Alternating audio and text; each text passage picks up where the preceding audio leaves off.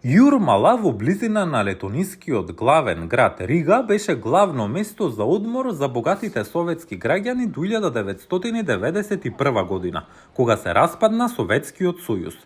Тогаш, како нова членка на Европската Унија, Летонија им понуди златна виза и дозвола за престој на оние кои отвориле банкарска сметка и инвестирале во недвижен имот.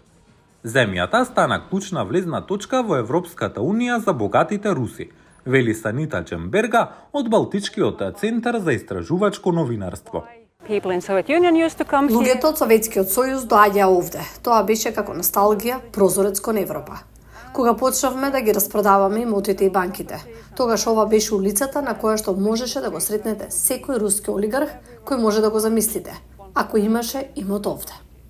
Како истражувачка новинарка, Джемберга следи руски пари во Летонија.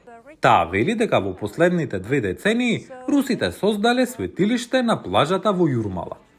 Мала Русија без Путин. Ајде да го именуваме така. Таа вели дека летонискиот закон во тоа време дозволувал лесен проток на руски пари во и надвор од земјата. Шемата продолжи по руската инвазија на Крим во 2014 година. Паулис Иленковс е главен финансиски истражувач во Летонија. До 2018 година Летонија се сметаше за рај за перење пари. Но Иленковс вели дека работите се смениле во 2018 година, откако во извештајот на Европската комисија се обвини Летонија дека не прави доволно во борбата против перењето пари. САД исто така обвинија Летонска банка за институционализирано перење пари и за обиколување санкции. Имаме многу силна политичка определба за многу брза реформа на нашиот финансиски систем и тоа навистина беше направено во многу краток временски рок. Се направија многу промени во законодавната рамка. Доделени се многу ресурси на надлежните органи за борба против финансискиот криминал.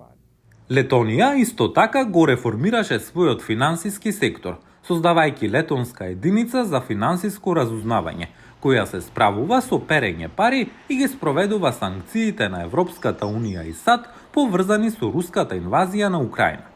Објавивме список на секое лице чии средства се замрзнати во Летонија врз основа на санкции и не само директно назначени поединци кои се на списокот со санкции, туку и правни лица кои се во собственост или контролирани од санкционирани поединци. Санкционирани се 157 физички лица, а сметките во Летонија во вкупна вредност од околу 110 милиони долари се замрзнати, вели Иленковс.